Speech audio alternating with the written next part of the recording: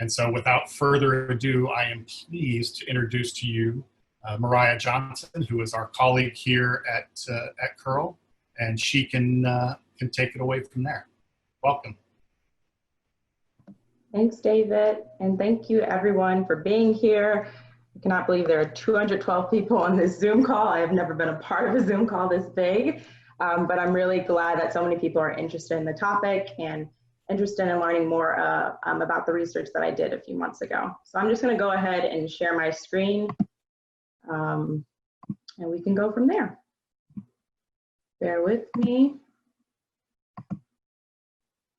Okay, I'm just going to assume everyone can see it. I have it pulled up on my iPad as well as my computer, so I can kind of see what y'all are seeing. But if anyone cannot see the presentation, please let me know. So firstly, my name is Moriah Johnson. I am a PhD student in sociology, and I'll give a bit more about my background in a moment, but I'm just really thrilled to be here. I'm thankful for Curl's support. I'm thankful for sociology support and for MUOP support in this project and in getting this research out.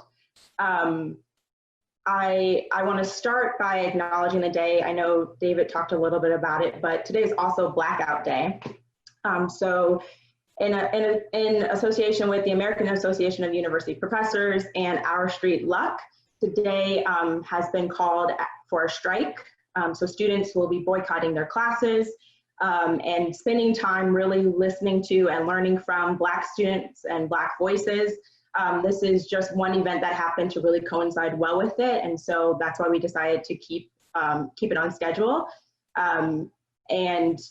But they actually have an event going on at 3 p.m. So if you can safely attend at Loyola, please do. But if not, it's going to be available via live streaming on their Instagram page, which is here. So if you want to write that down and join later, you'll be hearing from a lot of Black Loyola students.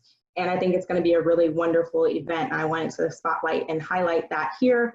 And obviously, what we're going to be talking about today will be really relevant and to what they're working on and working towards as well.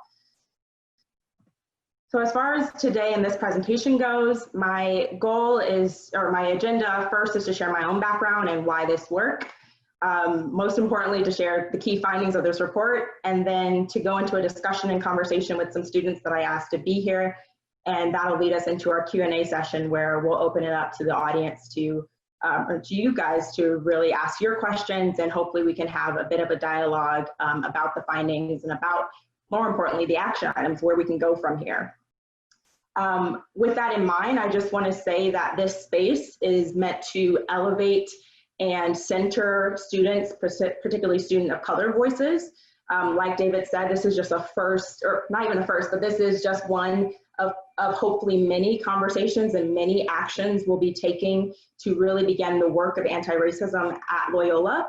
But this particular event is to center and elevate the voices of students. And that being said, I want my presentation throughout to be open and engaging to the students particularly. The Q&A session will be open to anyone. Anyone's free to ask a question, but throughout the presentation, if any students have any questions, please feel free. I have some of the co-hosts helping me kind of navigate and field questions if I miss them. But if you just want to use the raise your hand function, we'll try and integrate your questions throughout the program. So again, that's kind of an offer I'm making to students. If you want to have clarifying questions or short questions, we can do that, and it will not be an interruption to the presentation. It'll just allow me to correct any confusion and to allow this to be more of an engaging process. So a little bit of my background. If you couldn't tell, first and foremost, I'm a Black woman. I say that not just because it's obvious, but because it's a position from which I view the world. It's a position from which the world has viewed me. It informs a lot of my experiences and my perspectives when I do this research or other research like it. I don't pretend like I'm not a Black woman, and I can look at this data or these experiences of other students of color from this neutral position, but I do it and I feel the impact of it and the weight of it. I'm also a photographer and storyteller, and that matters because that's actually how I became a researcher. That's a long story, but I'm happy to tell it another time. I also mention it because throughout this presentation, including this slide here, my photos from the Chicago protest this summer will be seen throughout the presentation. That's in part to give you something interesting to look at, but also just to remind us of the moment we're living in, not just at Loyola, not just in Chicago, but in America. And it's a part of the story that I'm telling today.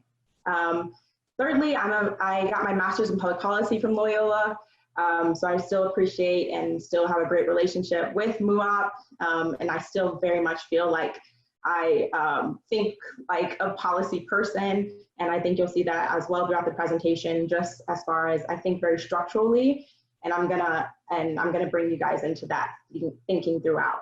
And then lastly, but very important to me, I'm a second-year PhD student in the sociology department. And this is not a part of my PhD work necessarily. It's just the fact that I can't turn off my brain sometimes as a researcher. So if I see something, I just have to kind of dive more into it. And so that kind of is how I got to this work. I was asked to give a presentation in March. And for that presentation, it was about mitigating the negative experiences of students of color at predominantly white institutions. And so I was like, well, let me just get some voices from the student body at Loyola, just try and see what their experiences are. Maybe I'll get like 20 people and it'll be fun. It'll just kind of enhance my presentation. That's how I was thinking. So I ended up getting 200 students responses, and I couldn't just, pretend like that's not substantial, and I couldn't just read these experiences and be like, oh, I'll just use half of them for the presentation and forget about them. So after the presentation, I developed this report, which is available on CURL's website, and which brings us to this presentation today, and hopefully some of the action and change that we'll begin to see on campus. So let's get started. Like I said, I am a sociologist, so I want to take a poll. I want to see who I'm talking to, what my audience thinks about some very basic concepts. Do not get scared. It's not a hard test. What I will say, though, is please do not answer how you think I want you to answer. Please answer in a way that honestly reflects your beliefs, your perspectives, and it's just going to help us know where we're starting at. Where's our baseline? So hopefully this goes smoothly. Yes. Okay. So I'm going to launch the poll, and hopefully you guys can see there's 3 questions. It won't take you more than 20 seconds to answer them unless you overthink them.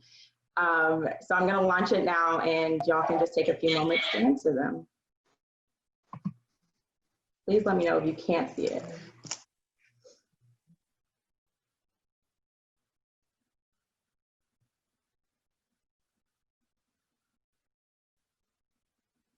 Oh, cool. People are, oh, snap. Cool.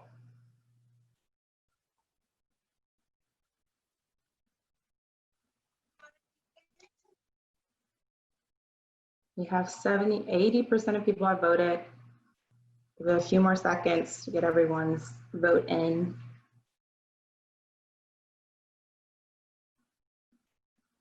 Interesting.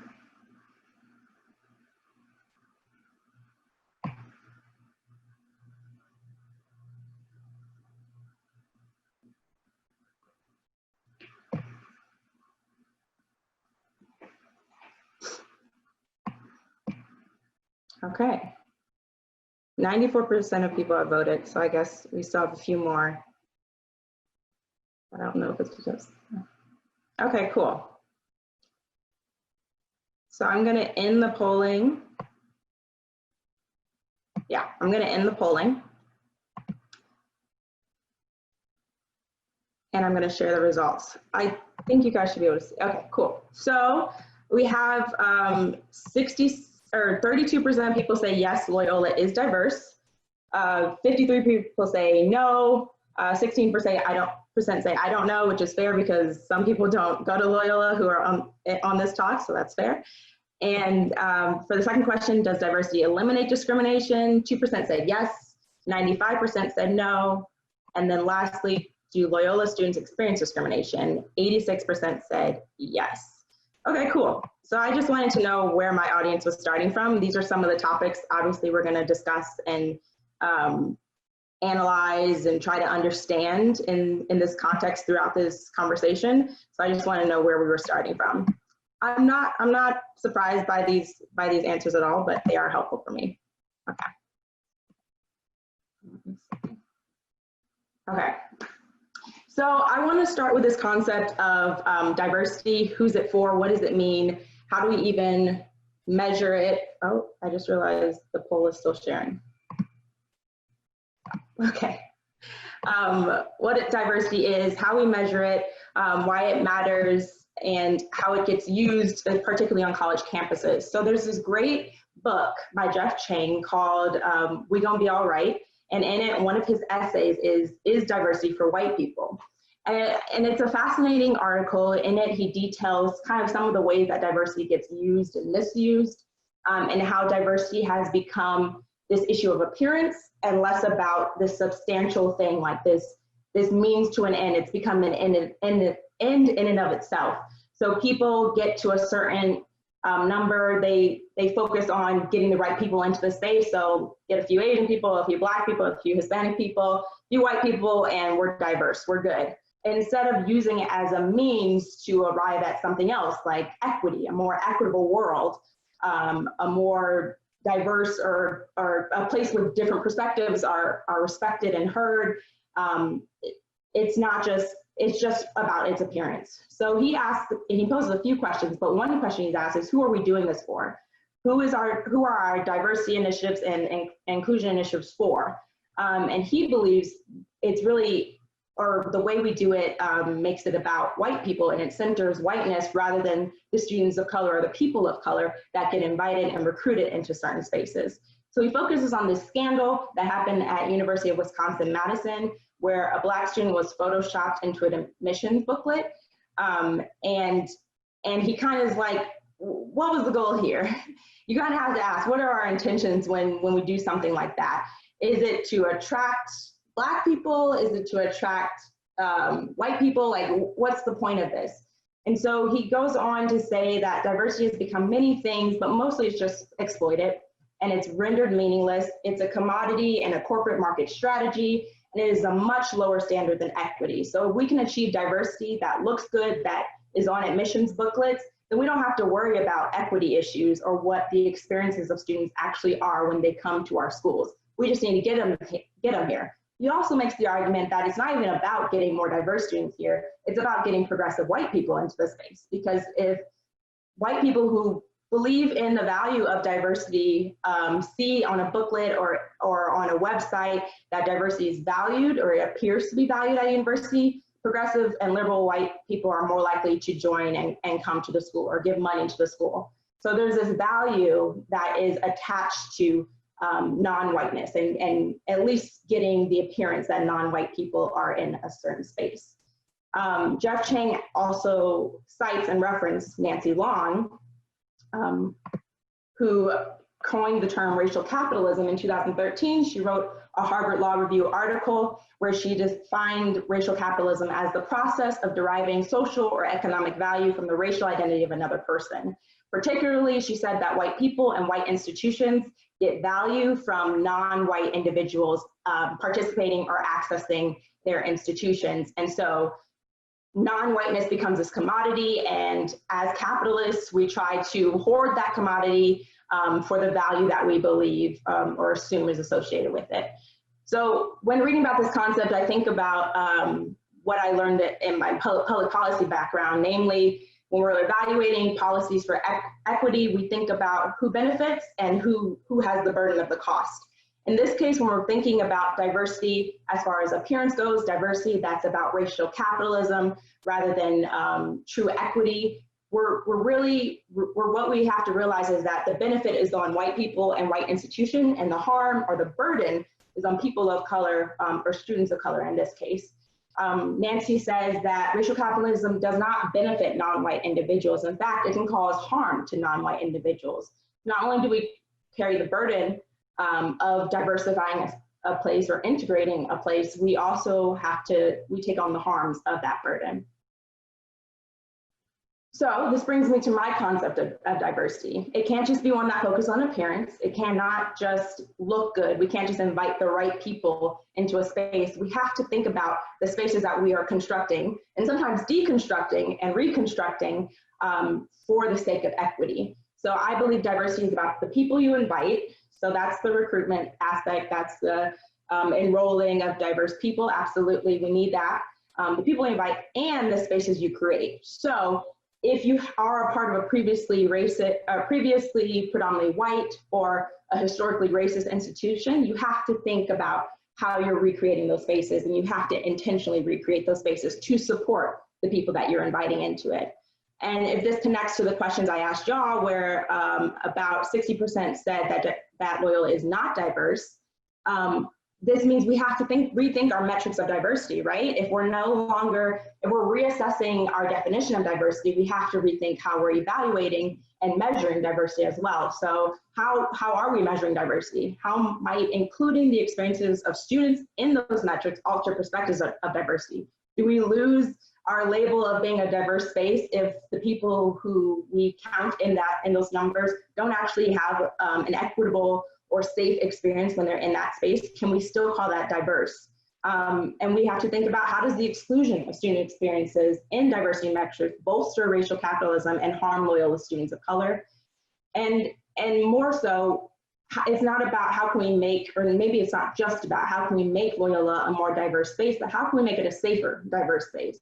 And that's the new standard I wanna explore through some of these stories and the data I'm gonna share. So let's transition now to the experiences of students of color at Loyola and the research I did and what we found. So first of all, I collected data for 2 weeks. It was a 13-question survey. I used word of mouth and snowball sampling. You can ask some of the people on this call today. They helped me get those numbers up, which is amazing. Again, I expected 20 people, got 200. But the goal was the same. It was to better understand the experiences of students of color at Loyola and to capture specific examples of those experiences and the challenges, but more importantly, to think about solutions and to think about specific solutions based on the needs of students of color. And then hopefully, and this presentation, this research, and the actions I recommend are all about creating more supportive and safer learning spaces for all Loyola students, which starts with thinking about Loyola students of color. So I want to make a disclaimer. I've used the phrase student of color or person of color several times right now, but I actually do not think this is a very helpful unit of analysis. I think it has descriptive value. I think there's solidarity value, but I think there's low analytic value. The reason I say this is because experiences of discrimination, which this report highlights, are often race specific. So it's not belonging to, it's not just belonging to this umbrella category of student of color that dictates the experiences of students, but the very specific membership. So the fact that I'm Black is why I experience anti-Blackness and specific types of racism and discrimination. It also doesn't acknowledge that those terms do not acknowledge the way that America and American institutions just have not just been racist, they've been anti-Black, and they've been anti-immigrant, and they've been anti-very specific membership groups. And so I just want to acknowledge that I use this term because it has descriptive value here, but when we get into the details, they will be race specific. So quick disclaimer. So like I said, there's 200 students that responded, all students of color, all with varied experiences. And let's get into the kind of demographics. So first thing, I did ask for the gender expression of the students. I did not ask sex. I did not ask, I asked gender expression specifically because whether your biological sex matches your gender identity, your expression, it was more important to me about how you get perceived. So the fact that I express my gender in a feminine way also dictates and reflects some of the differences I may or may not experience when it comes to discrimination. So from the survey respondents, we had 71.9% feminine identifying students, which is not surprising because according to Loyola's most recent diversity report, Loyola is 66% women. So I expected to get more women or feminine identifying students to respond. And I do want to mention kind of a difference between my survey and Loyola's diversity report. They only asked along the binary, so it was just women versus men. It did not include gender non-conforming students. My survey did include that option. It also included an option for students to fill in their own gender expressions. So I think, again, we have to think about our current metrics of diversity and how those current metrics may exclude certain people, and how that matters and what that means. So I just want to acknowledge that we did have 8.5% gender nonconforming students amongst our survey respondents. And this was also to help me see, to think intersectionally about discrimination, maybe being gender nonconforming and Asian or gender nonconforming and Black also made them more likely to experience certain types of discrimination or discrimination at all. So I just wanted to be open to that intersectional analysis. As far as racial demographics go, again, it was pretty expected. As far as students of color go, the three most common demographics according to Loyola's diversity report were Hispanic, Asian, or African American. That was reflected in my survey respondents as well. I think I had the most Black or African American groups just because of my social networks on campus, so that's not really surprising either. What might be a little more surprising is that Loyola's diversity report excludes entirely Native Hawaiian, Pacific Islander, American Indian, Alaska Native, and Middle Eastern North African. So they don't even get counted in Loyola's diversity report, which again, we should be questioning our metrics of diversity when we find that we're excluding certain groups entirely. And that takes me to my next point. What is it like being a minority student at a majority white school? So for the people who were completely excluded in Loyola's diversity report, but were included here, again, Middle Eastern, North African, American Indian, Alaska Native, and Native Hawaiian or Pacific Islander, they shared it's emblematic of their on-campus experiences, namely that they don't think that they're represented on campus, not just by faculty or the curriculum, but by the events and by the types of supports that Loyola offers to African Americans or South Asians.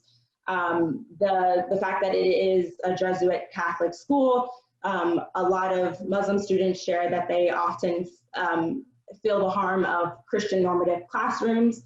One student was asked to read or to cite a book of the Bible or a verse from the Bible, and they're like, I'm Muslim, I don't know. I'm not familiar with this book of the Bible, and it was a very ostracizing experience.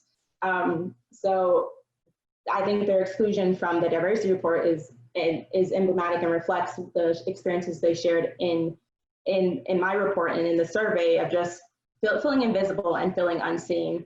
And I want to acknowledge that in this presentation, and hopefully we can talk about it more in the question and answer section.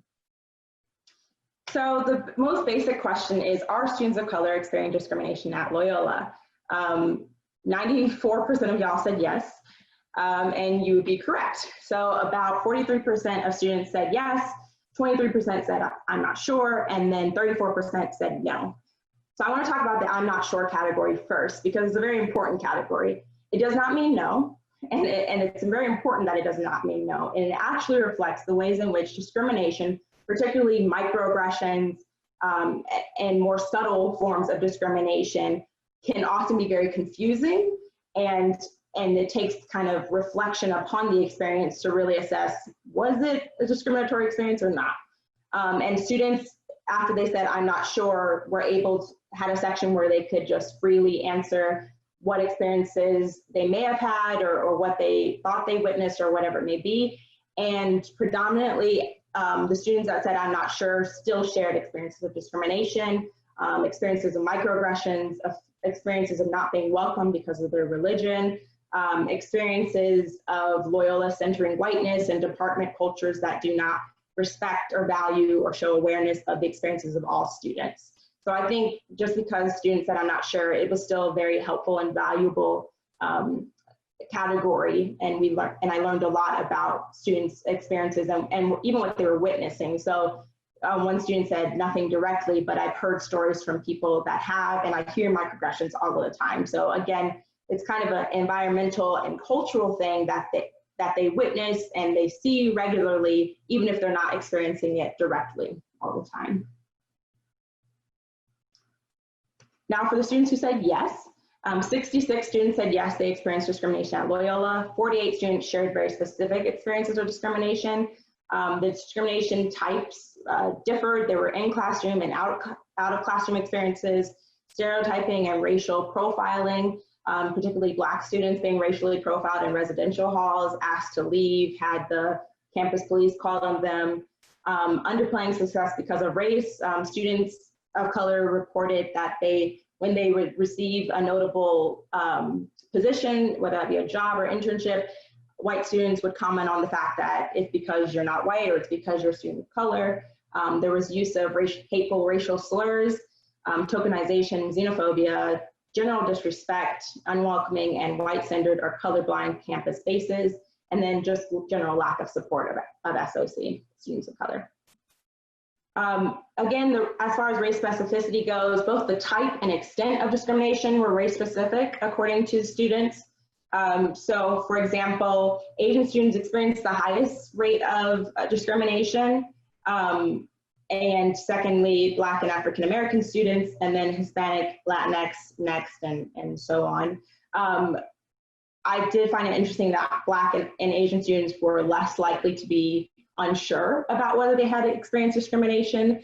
And I think that reflects, for example, Asian American students, I think 55% of all the experiences of discrimination that the Asian or Asian American students shared were based on their religion, and the fact that they said their religion was visible, or they would practice their religious and cultural traditions in open ways and then receive microaggressions or dirty looks or a number of comments based on their religious expression. So their discrimination was very specific to that.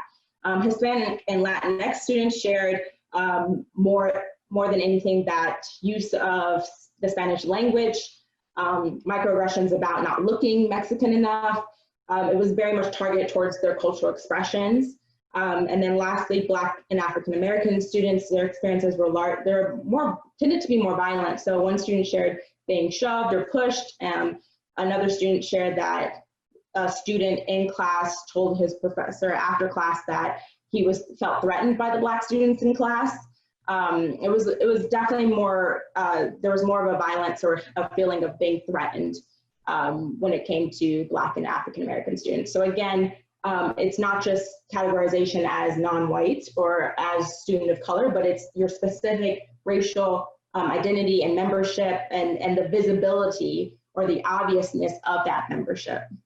Other Hispanic and Latinx students said that they looked white passing, and so white students felt comfortable making certain racist comments against, whether that be against other students or against students that they shared heritage with. So what about reporting? After the offense happens, what happens? Do students report? Predominantly no. Largely, students of color use unofficial channels to report or to share their experiences of discrimination, namely talking to a faculty they trust or a staff member that they trust, talking to other friends and other people, and the consensus seems to be their friends tell them nothing's going to be done. They tried to report before and nothing happened. Don't waste your time. I don't know how many people, Loyola people on this call are familiar with Ethics Line, but it's Loyola's way of reporting. It's an official channel for reporting offenses like this. And only one student out of the 200 even mentioned Ethics Line. And when she did, she said she didn't even know what happened after. She made the report and nothing seemed to happen afterwards. So students largely do not feel like they can trust or that they will be supported by the institution systems when it comes to reporting and dealing with these offenses. This student's comment is emblematic, I think, of what I read a lot of students say and the sentiments reflected by a lot of students. She said that while I found faculty and staff that I could connect with and express some of my concerns, I did not feel that I could make any larger changes within the departmental or university environment that concretely addressed the harm that it was happening to students of color constantly. I think also hearing past stories of faculty not taking concerns of students of color seriously made it even harder for myself to act on such institutionalized practices. So this student shares, and a lot of students share, that the fact that there's a history and pattern of nothing being done meant that students were not going to go through the trouble of reporting. There was just no point. So they talked to each other about it, they processed it, and then they moved on. One student said she didn't report because she just wanted to move past it. She didn't want to have to think about it anymore. And she didn't think it would matter if she did report it. So this is a very common perspective shared amongst our students of color at Loyola.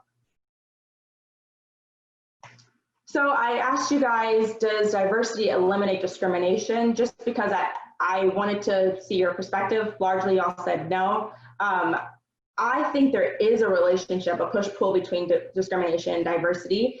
I think that diversity is a tool by, again, like I said, it's instrumental. It's not an end in and of itself, but it's a means by which we get to a more equitable world.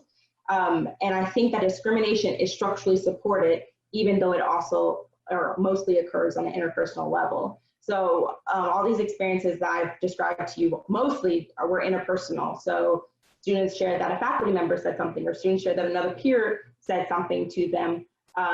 That's the interpersonal level, but structurally, the fact that there are fewer faculty of color to represent and stand up for students of color, or the fact that there are just fewer people of color in power at Loyola, those are the structural elements that also support and enable discrimination to go without accountability. So this is a return to my idea of diversity. It's about the people you invite and the spaces you create. So that's the structural aspect of it. I think discrimination has to be targeted both ways as well. You can't just target it interpersonally, you have to address it structurally. And so I began to think about, can we mitigate negative interpersonal experiences encountered by students of color by making structural changes to the classroom particularly? Because most of the experiences that students of color in the report, if they shared a location, they were in classroom. They were happening in front of faculty, and they were happening at the hands of faculty and peers. So two of the structures that I wanted to think about when it comes to classrooms are the faculty, because they have more power than the student in that space. So that's a power structure, that's a power dynamic. And then the curriculum, because again, that reflects kind of the ideology, which is also an issue of power, not just of the classroom, but of Loyola at large. So I wanted to think about those two elements.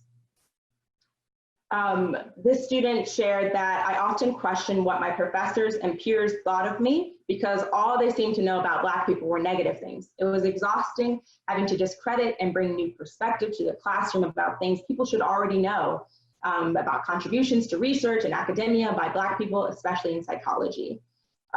This student's experience, it reflects what a lot of students share, namely that they take on this role of teaching in the classroom. They have to bring new perspectives. They have to clarify that Black people aren't just impoverished and struggling and this disempowered group that we do studies on, but that Black people can be scholars and are scholars and have made valuable and crucial contribution to academia and to the work that we read about, but we don't often get to read or hear from these scholars. And so that's why I want to think about that structure, that ideology that students are having to combat in classroom in these contexts. So when it comes to professors with the same racial or ethnic identity, majority across all races of students of color had never had a professor that shared their racial or ethnic identity. This might be shocking to some of you. 84% of students of color shared that they would like to have professors who share their racial identity, but most have not had that experience or that privilege. One graduate student shared with me recently, this wasn't in the report, but we were just having a conversation. She's a colleague. She said she almost cried when this semester was the first time that she had in her whole career a professor who looked like her or shared her journey, and it mattered, and she felt seen. And I think experiences like that just share how important it is to have professors who share the same race or ethnic identity of students. So let's think about curriculum. How many students have had scholars or read from scholars, been assigned readings from scholars with the same racial or ethnic identity? Again, most have not. Some said yes. So Black and African American, Hispanic, Latinx, American Indian, and Native Alaskan, they had some exposure, but Native Hawaiian and Pacific Islander, Asian American, Middle Eastern, North African, majority had not had exposure to scholars that looked like them. One student shared in the report, and 93% they would like to. So it's definitely a clear desire that students want to have exposure to scholars that look like them, and they want to have exposure to professors who also look like them. Again, a student shared that he's in a seminar class, and except for one Chinese man, all the guest speakers have been white men. And he's he questions that. Like, is he really supposed to believe that no woman out there has made a contribution to the chemistry field and only one person of color, right? So I think it's important that students are asking these questions. Students are in disbelief. They don't buy it. They don't buy it that only white men make contributions to scholarship, and they shouldn't, because it's not true. So I want to think about, is this just a preference? And I think that's a fair question, and maybe some of you are asking that. Isn't that just a preference to have professors or be exposed to scholars that look like you? Does it really matter? And I'm going to say no, it's not just a preference, obviously. Obviously, that's my stance. And I want to show you guys why there were 3 kind of harms that I saw when students are forced to learn in white-centered or all-white classrooms. The first harm, which I already shared, was that we simply do not belong here. So Prasanna shared that not having resources allocated specifically to people who hold my identities is a very pointed way of saying that someone like me does not belong. Nahid said, people don't really understand me, where I'm from, or even what Palestine is. There's a large amount of ignorance about the culture. There are microaggressions against Palestinians and Arab people in general, and I feel sometimes I just do not belong. And this sense of belonging, this issue of belonging, was repeated over and over throughout the survey respondents. I asked students, what's the greatest challenge to attending a PWI as a student of color? And largely it was the isolation, it was the ostracism, it was the sense that they did not belong. Those were repeated throughout, those are sentiments repeated. The second harm is we don't get to be just students. And I shared this before. Students have to teach. They're in the classroom, they hear something offensive about their people or their communities, and they have to speak out against it. They don't just get to be students in the classroom, they have to be sort of these guest scholars, these guest lecturers that are constantly in conflict and combating their own professors just to make sure that they're properly and accurately represented. A student reached out to me last week because she's really upset that her professor is talking in demeaning ways about immigrant people and didn't include any immigrant voices. And she was like, how are you gonna talk about immigrants and not include immigrant voices? And for me, I'm like, this seems very obvious, but it's apparently not always obvious that if you're talking about a group of people, you should definitely include authors and scholars from that group, from that community. She engaged in an email correspondence with him. He kind of was like, oh, I didn't think about it that way, and said he might rethink his syllabus a little bit. But these are things that students of color are constantly going through. Lauren said, my experience and what I see a lot of other students of color doing is having to defend themselves and their communities. And it's emotional labor that we're not getting paid to do in the classroom. In fact, we're paying them to teach us, but we're taking on a lot of the work of just learning outside of the classroom or engaging in the classroom in these conversations. The third harm is we can't imagine ourselves as scholars. Mehrab shared that I want to find a career in academia, but I don't see people who look like me there. I want to be able to relate or to see relatable role models in faculty and administration, but there aren't many. For myself, people ask me all the time, do I want to be a professor? And I struggle to give them a yes. And I realized lately, because of self-reflection, is I don't see a lot of Black women faculty. And so it's really hard for me to commit and say, yes, I want to be a professor, even though I love presenting, I love talking, I love teaching, you know, I'm doing my PhD. You would think, yeah, Moriah, professorship. But it's very hard for me to even imagine myself in that role, in that space, because I don't see myself represented in that way. And that's a natural, it's kind of a social psychological argument, but that is a real thing. So I want to put this out there that it's not just a preference that we be exposed to scholars who look like us. And it's not just a preference that we have faculty that look like us. It's a means of mitigating harm. It's a means of reducing the harms that I just showed you, that students are clearly undergoing when they are in white-centered and white empowered classrooms where they aren't represented or seen or heard, and people like them aren't respected as such. So I want to think about a way forward. I am almost done, I promise. Loyola faculty, staff, they have to do their own work. That's my #1 recommendation. Do your own work to produce safe and diverse learning spaces. which includes calling out discriminatory and microaggressive and ignorant comments in class. I've been in multiple classrooms where something very wrong was said and professors choose to say, well, you could, or they dance around the fact it's wrong. Can we just say it's wrong? Can we be intellectually honest and call out things that are obviously wrong? It also means doing your own research, participating in trainings and workshops, working on your own biases. Do not rely on your students to tell you how to treat them and teach them and their communities. Do your own work. Number two, Loyola departments have to develop diverse curriculum that incorporates the critical work of scholars of color. It makes no sense that any syllabus should be all white or all male. Not in 2020, not ever, but definitely not in 2020. There's too much critical work being done by scholars of color that are not just about students of color or people of color. They give entirely new perspectives and empower entirely new ideas and ways of thinking that it's just too critical to us having a better education. And when we're only learning from one perspective, we're not just being educated, we're being indoctrinated. And that's a whole different aside. But I think that someone actually just emailed me about this, doing an equity audit. I love that. Doing an equity audit of every syllabus to see how many students or people of color are we including? Why so little? Why none at all? Are they really making no contributions to this field? And to begin to be very intentional about the syllabi that we develop and what they mean to our students. It's not incidental. It's not incidental. In fact, I truly believe that by only including and respecting scholars of color, or white scholars and white male scholars particularly, we're reifying white supremacy and white dominance in higher education. And we've got to undo that. We have to undo those patterns in that history.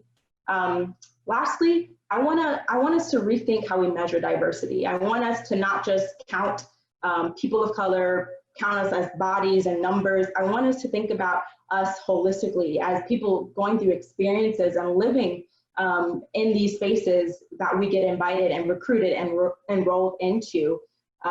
Because I think if we really think about and incorporate the experiences of students of color, we can actually get to that equity goal. We have to realize, and we will realize, that diversity is work. It's not just about recruitment and getting people into the space. It's work to make sure that we're transforming that space to be more equitable and to really do its job.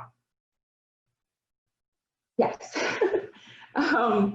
Lastly, I just want to say universities are not utopias, and I recognize that, right? So I don't imagine that we can completely get rid of and completely undo the racism and the sexism of the world in the university. I think that our universities are microcosms where the best and worst qualities of America are reproduced, and that includes the sexism, that includes our history, and we can't get rid of that.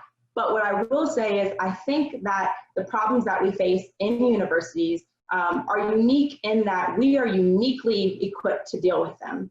As thinkers, as scholars, as researchers, as people committed to learning and to educating ourselves and others, we are uniquely suited to deal with these issues that are being faced here.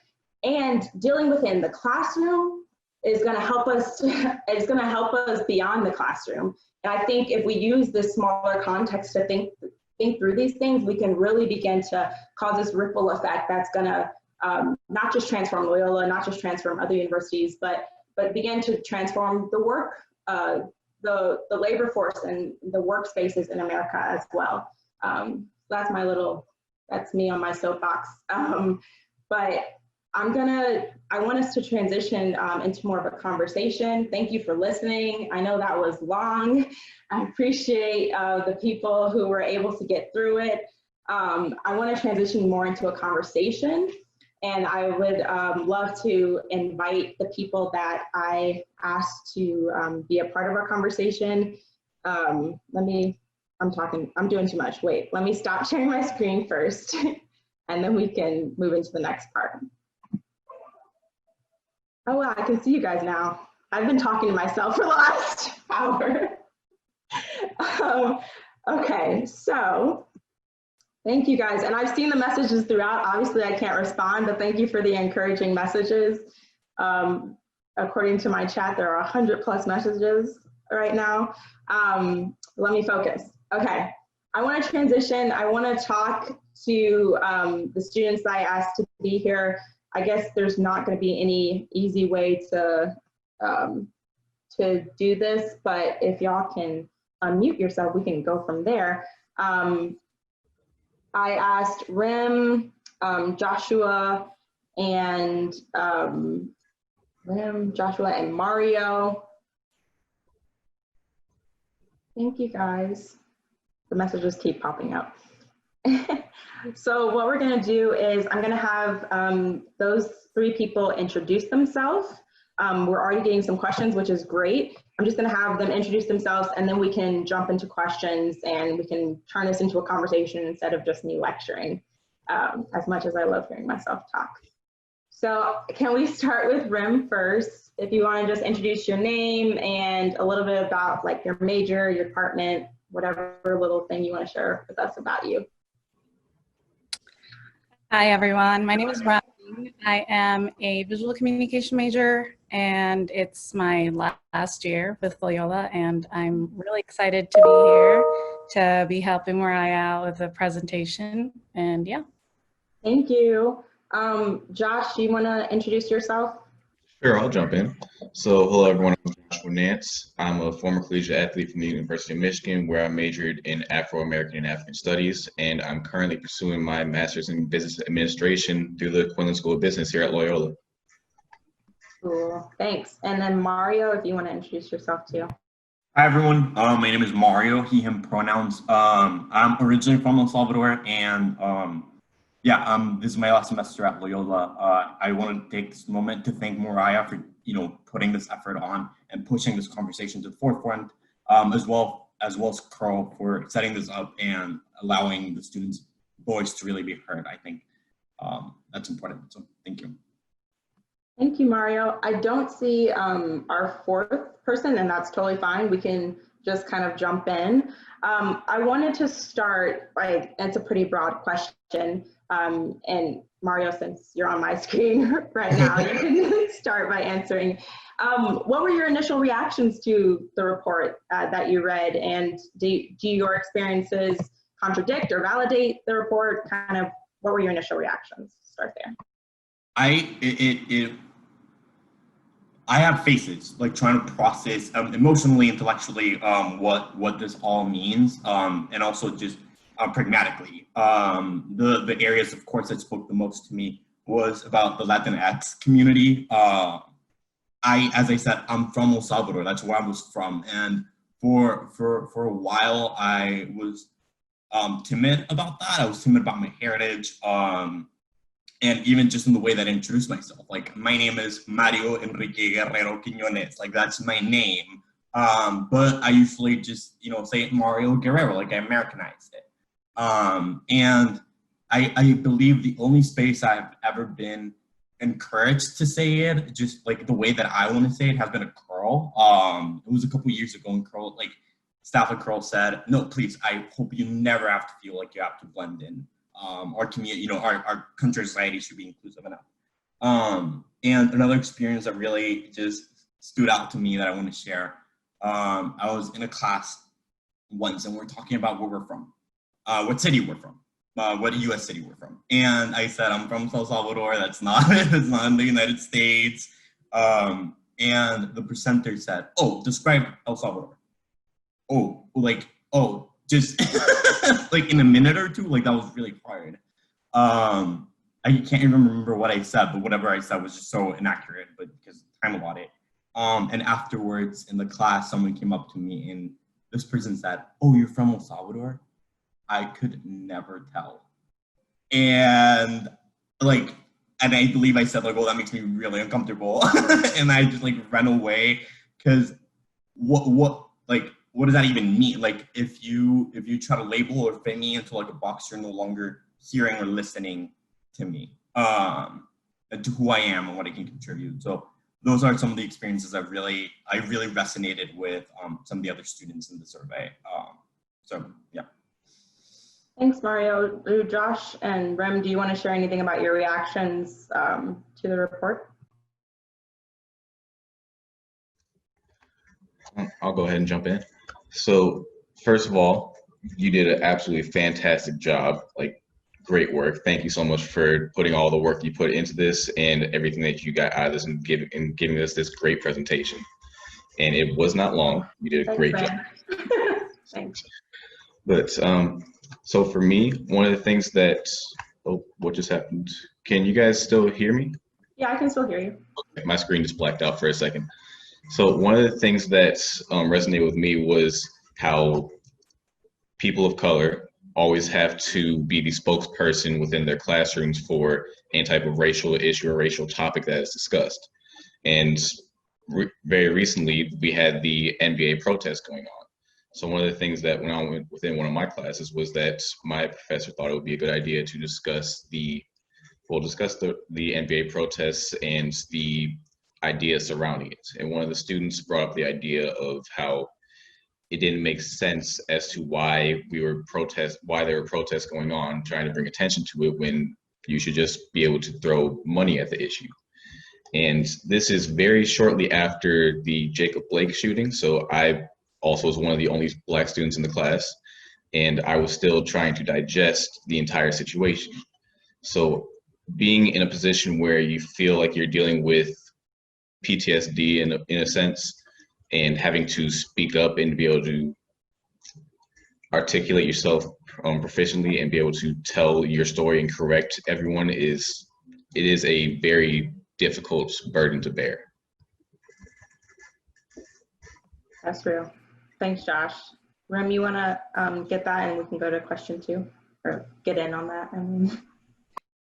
Yeah, I think like as Mario and Joshua mentioned, this whole thing with having, like the labor of having to teach, I guess, like, non-minorities, it's a really tough thing just because I've been, personally, I've been in situations where I'm the only person of color in the room, where at least, maybe there was someone, but they might have been white passing, but they put that labor on me to kind of like speak for all minorities when, I can't speak for Black people. I can't speak for anyone in the LGBT community. It's like all these just responsibilities that, I'm supposed to just know just because I'm the only non-white person in the room. And I find that just, it's like, yeah, I want to give my part and, talk about, my experiences as a Asian woman, but I obviously can't, speak about other people's issues. And I think that's just, we shouldn't have to do that regardless, if Google's free or adults, I think we all have, Wi-Fi, internet, we can do that. But yeah, it's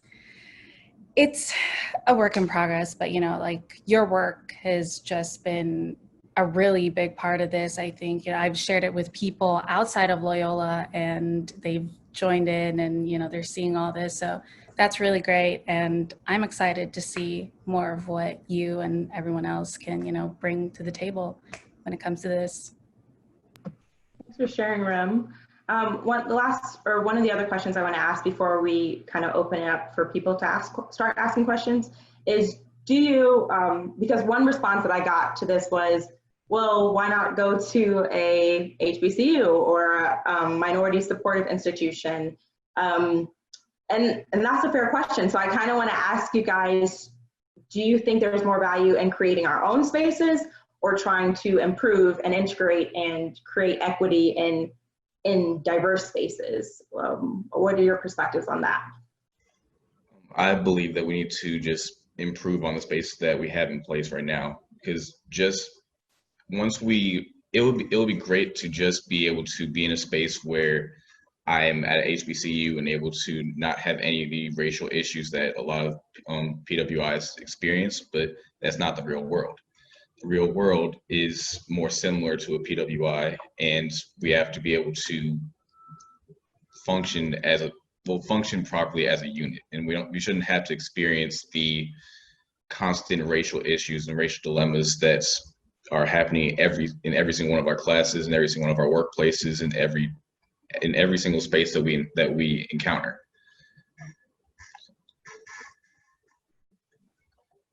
Something that I also wanted to say in regards to the labor, sorry, I'm kind of circling back a little bit.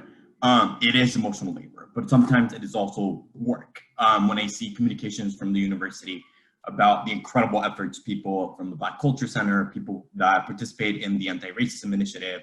I myself, I was in student government, and I can speak on my experience. I worked 30 to 40 hours in student government a week. I used to joke that my days started at 7 a.m. and then ended at 10 a.m. with SOC responsibilities and class responsibilities. And then at 10 p.m. I needed to do homework. I was happy to be a part of those conversations, and that was work that I really cared about. However, it's not sustainable.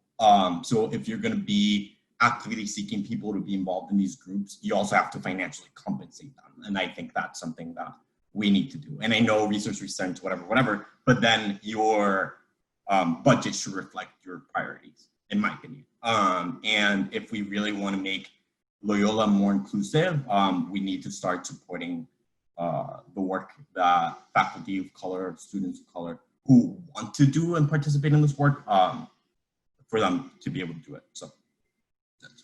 Thanks for that, Mario. Rim, do you want to either talk about what Mario's talked about or answer the question of the importance of improving upon the spaces that we have, or creating our own spaces, or creating spaces within, Loyola, which I know happens as well? I think it's a tough thing to say, whether, it's good to have our own spaces, because I feel like we've never had our space, but at the same time, I feel like it causes this, argument that, well, we're just, separating each other. We're just, making it a much worse issue. But at the same time, it's like you have to go to the root, which is we had to make these spaces because we don't feel like we belong, and even then it's not just all minorities, in one space. It's little spaces within that for, certain people. But I feel like at Loyola, you see all these different groups and you think, well, that's great. It's a very, diverse place, but even within those spaces, it's not, for me at least. When I've gone into these spaces, it's still like, yeah, we're all the same. We share the same background. Maybe we're all, Asians or Filipinos, whatever. There's still certain things where I'm like, oh, I'm being treated differently because I wasn't born here, and my experiences are different from, someone who was born here. And yeah, it's a very long thing that I could get into, but I think it's important to have the conversation to maybe find a good way to get everyone to be together, but, have our borders, I guess, in a way, not borders, but have our spaces. Like, we can be integrated, we can have a diverse space, but we should also have our own spaces. Yeah, right. Totally valid. And I completely agree, because the truth is we aren't starting from this clean slate. I can imagine a world in which when we're starting from a clean slate, sure, we should all be integrated and, we're just doing our thing. We're just students, right? But we're not coming in just as students. We're coming into these very complex worlds from our own complex worlds, with our own racial baggage and experiences that mean that sometimes I just want to be about brown and Black people and right. Feel that safety, be in that affinity space. But then I also see value in diversity, and I see value in having conversations like this and mixed company and things like that. We'll keep this conversation going, but I do want to bring in the people who are raising their hand who have questions or who have comments. Gwendolyn, your hand was first, so I would love it if you could give us your comment or question, and we can go from there.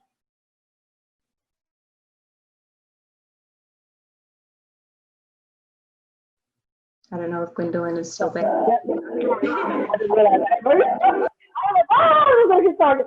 So, first of all, thank you to Carl, Patrice, and to David for putting always together wonderful Friday morning seminars. And to Moriah, you and I met last year somewhere in the IC, I think when you were first starting to collect it. For those who don't know, I'm actually a triple Loyola alum. I did my bachelor's degree there, my master's degree, and then came back and did my PhD. there as well. So I believe, and I'm also a presidential medallion scholar there, so I have a very unique perspective on Loyola, an institution I love. But first of all, your presentation was outstanding, and the research was really outstanding, and I appreciate it. So thank you for taking the energy to do it. I think you really made some very, very valid points, and I want to just highlight a couple of things. So for me, it's more of a comment as opposed to a question. I am a sociologist, and I teach race. It really against my will, and what I say that is because it's a lot of work. As a person of color to teach race, it's a lot of work. It's exhausting. You experience your own PTSD. You have your own triggers every time you got to walk into the classroom. The resistance that you get from white students, the encouragement that you try to give to students of color so that they realize they have a voice and that they can experience their voice as much as they want to or keep it back. As much, so it's just a lot of work with it. But one of the things I think that you were pointing out that I want to just to make comments on is, like, first of all, it's injurious doing this work, right? For as important as the work is, it's not like you're not having experiences in the students who are answering surveys. You know, you were asking questions that require people to bring up their pain, right? And to put their pain front and center. And we don't want that to be lost in the discourse. And then the idea, like when you talked about the equity audit, I love that idea. And often people are down with diversity in theory, but not in reality. Like, you're supposed to talk a good game all day long, but are you willing to do the work? And often people are like, I don't want to make them feel uncomfortable, or folks, I was getting so many emails this summer about, well, what can we do? You know, it's usually from white colleagues. And where you said, don't put the work on the students or on the people of color to do, you know, I can be a consultant for you, but my response to that person is like, if people of color can live in a nation for hundreds of years that has never shown that it has loved them, respected them, honored them, and still find a way to survive, thrive, live, and grow, I can't imagine that white folks can't figure out how not to be a problem, right? To figure out some solutions of what, because we didn't create the problem, right? So the onus is not on people of color, students of color, faculty of color to resolve the problem. We, of course, can serve as consultants and be like, yeah, you're getting this right, you're getting this wrong. But I just, like, I've been trying to really point out to white folks who are allies, white folks who ain't allies, or whatever you call it yourself and not calling yourself. It's like, don't put more on people of color to do. You know, we volunteer to do, we know what it takes and we know what we need and we'll share that. But the constant, as you pointed out and some of the other students pointed out, that looking at and targeting students of color, what should we do? What should the answer be? I don't know, figure it out.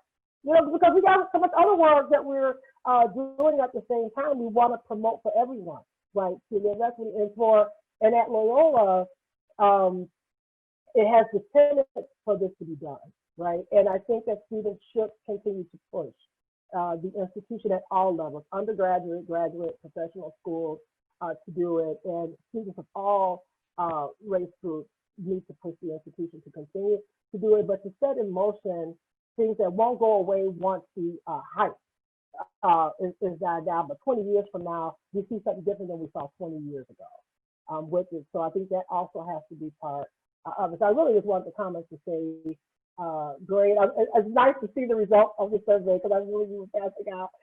And I think you presented it really well. So I just really wanted to just give you those that praise for me, for all the students that helped you, and all the students who were willing to participate. Because I think that that's important to thank all those who are willing to bear that as well. So. Absolutely. And you brought up some really good points about labor and then about structures so that it's sustainable as well. And that's one thing that I think is super important.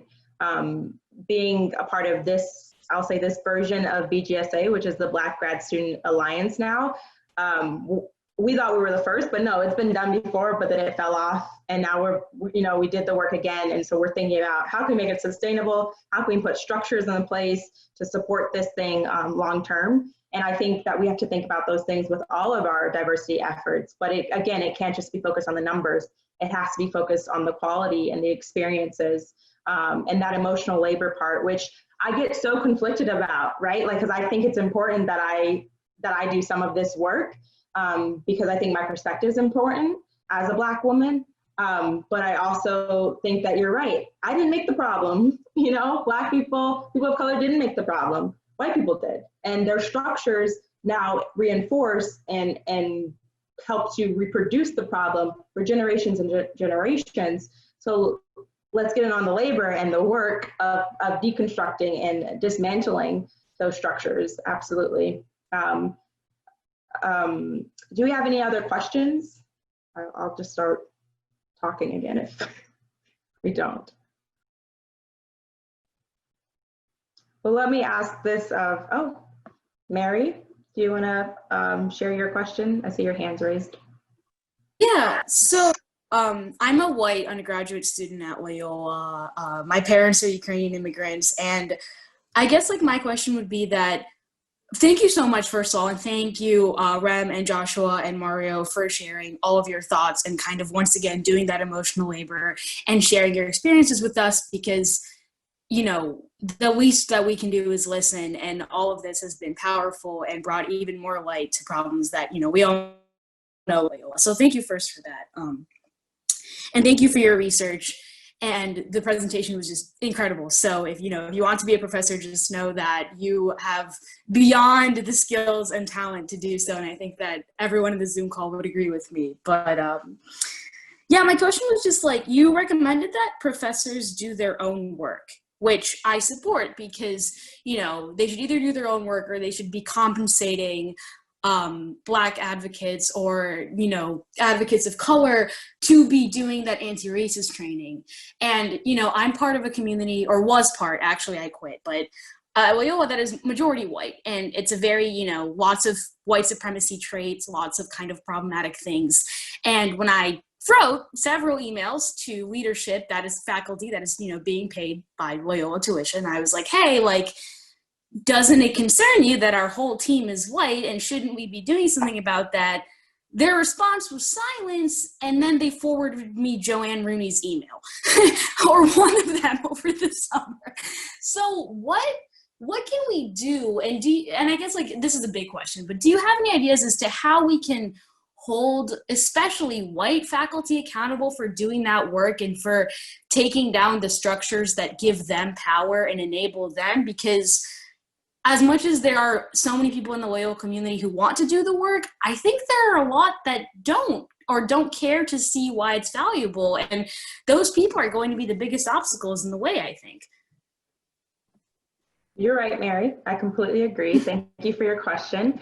That's the struggle, right? I can only do so much. I can only do so much email writing, door banging, presenting, research on why they should do the work. It has to be a choice to do the work. And if they can't make that choice, we need to have been able to build in accountability structures within the institution that requires them to do the work or incentivizes them to do the work. Specifically when it comes to white faculty, most of the white faculty in Loyola have been here for a long time. They have a lot of power beyond just the faculty position. And I don't know, I'm kind of new to Loyola. I've been here for 3 years. I don't have the answer into how to get white faculty to do their own work. I can only say that the do your own work recommendation is for people interested in doing work, right? So if you are trying to create a safe and diverse classroom, then it starts at you doing your own work. And that's where I'm coming from. If you're interested in creating that, then there we are. Now, if you're not even interested in creating a safe and diverse learning space, that's a completely different issue. And we have to think about what accountability structures we can put in place in the institution, whether that's as simple as like talking to department heads, which what if they don't want to do the work? There are a lot of barriers, I think, that can come into play when trying to change the culture. And I completely acknowledge that struggle. Mary, you raised your hand again. Did you want to respond? No, I thought it just because sometimes like Zoom doesn't automatically lower your hand, but thank you. That's a great answer. I completely agree that, yeah, sometimes until there are accountability measures in place, you gotta pivot. Yeah, it's a non-answer, I'll admit. It's a total non-answer, and I hope that perhaps some of the white faculty on this call here who are interested in doing the work are also interested in being the accountability structures and helping build those, because I can't possibly build them on my own. I do not have the power, nor does my back have the strength to carry that labor. But I'm happy to engage and participate. But Dee, I see your hand up, and then I'll get Mario. Yeah, I just wanted to thank you again, Moriah, for an excellent presentation and for putting that report together. As I mentioned to you before, it was very helpful for me, especially in trying to advance some initiatives in faculty affairs. And just so folks know, I have totally co-opted Moriah to participate in the faculty affairs advisory group. So I saw that there was a comment in the chat around faculty evaluations incorporating equity and accountability. That's actually an excellent idea, and it's actually in the works. We're also looking to institutionalize this by making that part of the promotion, tenure, and review process, so that we can begin to assess, what faculty are doing in those areas as well, so that it becomes a metric of evaluation in the same way that research and services as well. So. Thank you. I'm glad you're here to say that and to comment on that. And I did, yes, and I'm also joining that committee. So hopefully that'll be a part of building out that accountability and those structures more, for sure. Mario, you want to add a comment or question? Yeah, and I think oftentimes when we think about accountability, the default is always training. And what tends to happen is that it's a one and done. What was it? Was it like Starbucks that dedicated a whole day to diversity? It's just like, what is that gonna accomplish? This work requires time and requires structure. The more people are informed, the more people are trained consistently, I think that has a great impact. But I wouldn't want us to think, oh, just one training, one webinar that we do is enough. No, it has to be a constant effort. So I just want to say that. On that same note, this isn't enough, right? This research, this conversation isn't enough. It's not sufficient. Again, it's a step, and I hope that at one point there were 240 people on this call, so I hope that every single one of those individuals feels more informed and perhaps more empowered to go back into their spheres and begin to do work and to have conversations and to use their positions of power or whatever it may be to engage in this work. Because coming to this call was nice, but it definitely is not sufficient to work through the change and undo the harm and redress everything that was shared in the report. That's a good point, Mario. Thank you. So we have 6 minutes. I believe our cutoff is 12 p.m. David, do you want to say something? Yep, Moriah, I just, for whatever reason, as host, I can't raise my hand to note a question that's been asked a couple of times in the chat that you would not have necessarily seen. And I think it's been near and dear to me to emphasize this, even though I don't like the answer to the question. People are asking, were you compensated for this work? Was this a part of something? And I think really important for folks to understand the answer to that question. So. Thank you, David. And yeah, I'm so sorry. I'm not seeing all the comments or questions in the chat. So thank you for that, David. It depends on how you think of compensation. So firstly, I took on this work of my own volition. I decided to do this free labor.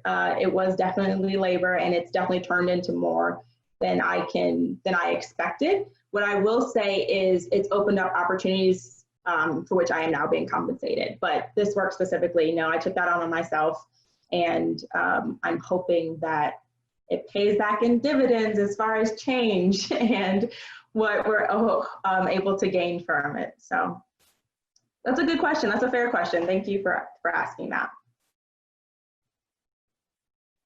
Yes, someone said this is spiritual currency, but sometimes monetary compensation is welcome.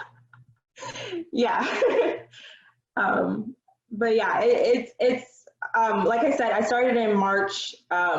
It wasn't supposed to be, well, maybe it was supposed to be this. I didn't intend for it to be this, but I'm so thankful. I'm glad Gwendolyn brought it up. I'm so thankful to all the students who are willing to share their experiences, answer the survey. Any researchers on here know how hard it is to get people to respond to surveys. So to have 200 people respond and only one of them be a joke was really amazing. And they engaged in emotional labor. I engaged in emotional labor, and I hope that everyone here is willing to also engage in some labor when it comes to engaging in anti-racist work at Loyola.